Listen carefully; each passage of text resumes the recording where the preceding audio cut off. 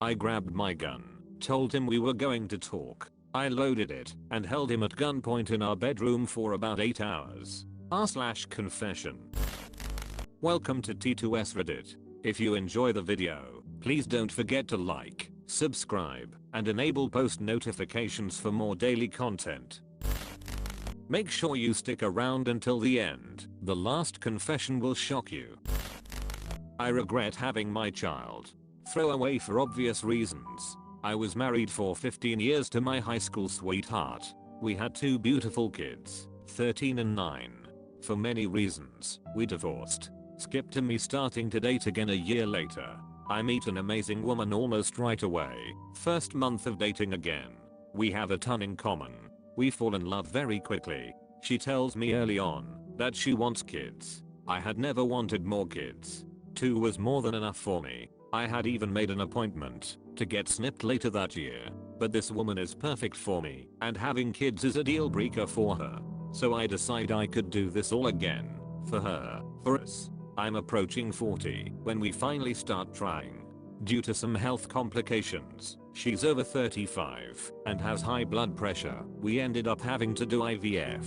It worked, and we were pregnant soon afterwards. But our son was born prematurely. They warned us this was a possibility due to her age/health. He had to stay in the NICU for 3 months. My new wife developed postpartum due to the stress. We found out our son had cerebral palsy, a milder form, but he had it. Our world shifted from being a happy couple with a new baby to a depressed and stressed couple dealing with a child that has a lifelong disability. This is not how I perceived my second chance at happiness was going to be. I won't leave my wife, and I will love and take care of our son forever. But not a day goes by where I don't regret my decision to have more kids. I should have listened to my gut from the beginning and called off the relationship early on. She wanted kids, and I didn't. But I did this for her. Now I'm depressed, financially strained, and my future isn't the relaxing one I pictured. I can never tell my wife this, of course. And I feel bad even writing this to you, all of you. But I just needed to get it out. Edit. Thank you for the gold. I'm humbled. I slept with my daughter's ex-boyfriend. He got me pregnant, and I had an abortion. They got back together and got married. This was back in, let me think, maybe 1997. I was 38 and my daughter was 18, and she was dating Harry, who was 24. I was an alcoholic and dabbled in other drugs, mostly cocaine. I was not a good person, let alone mother. Not like I was abusive to my daughter or anything, but I was generally inattentive and cared more about my alcohol and drugs than her, especially in her teen years. I'm 14 years sober now. I disapproved of my daughter dating Harry, but I never told her why. He would flirt with me constantly, and the age difference also creeped me out. Also, he was an alcoholic and drug user, just like me. She broke up with him over his alcoholism. Soon after she moved away, not too far, but regardless she didn't live with me anymore. Harry kept calling me and asking if we wanted to get drinks. I turned him down. But then one day he said he had a bunch of coke and I couldn't resist. He came over, we did the coke, and we ended up having sex. He was a very good looking guy. He looked a lot like that ridiculous 80s Justin Bieber picture that was on the front page today. That is actually what made me think about him. For the next few months, maybe like 3 to 4 months, he would sometimes come over, and we would have sex, and do drugs, and get drunk together. Any drug addict knows what that is like to have a drug addict buddy in that way. Then I got pregnant. I knew it was by him. I had sex without a condom a few times stupidly. I never told him I was pregnant, and I went and got the abortion and kept it a secret. Anyways, I stopped seeing him after that. It was too weird. I also got sober for like 4 months before relapsing. Fast forward 2 years and my daughter contacts me and tells me that she got back with Harry and that he is fully sober. I was mortified, honestly. He was gonna tell her that we slept together and she is going to hate me for life. They came over one day and said hi, and when my daughter was gone, Harry told me that there is no reason to tell her about what happened. I agreed. It's been 16 years of marriage on their part. They have a kid together. Harry got cancer, then beat it. I got sober. That's basically it. I don't see them very often. They live in Texas and I live on the East Coast.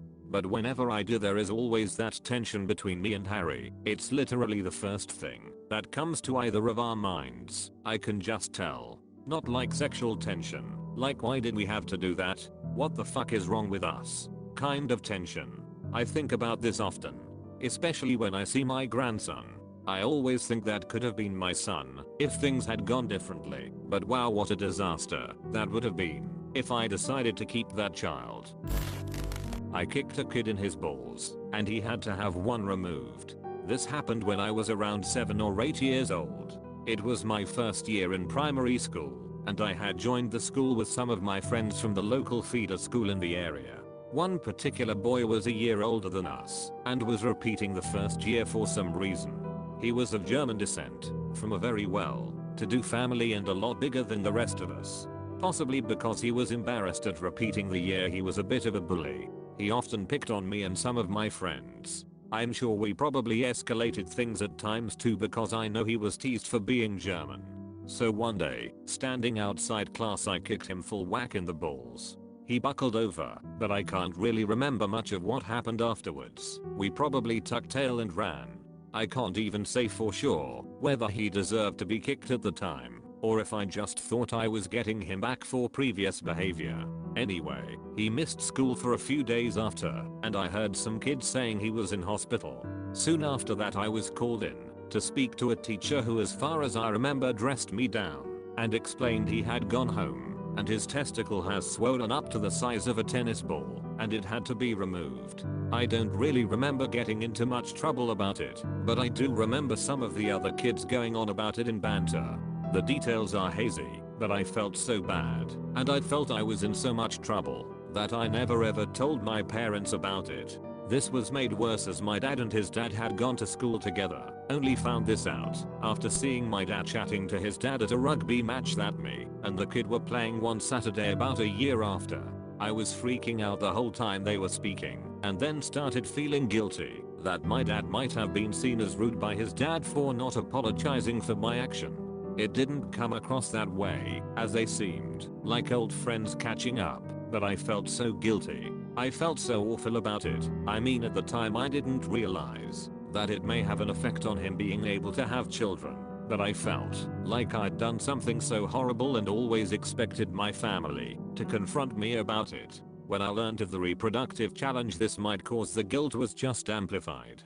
The years that followed in primary school were mostly fine. On the odd occasion he would have a go at me. I remember him having a slightly shorter fuse with me than others, but I think he ended up being okay and less of a bully. Saying that, he did try drown me in a river at our primary school leavers camp as I'd pissed him off for some reason, but mostly the in-between years went by without incident. I left that school to go to a different high school, so I never maintained contact with him.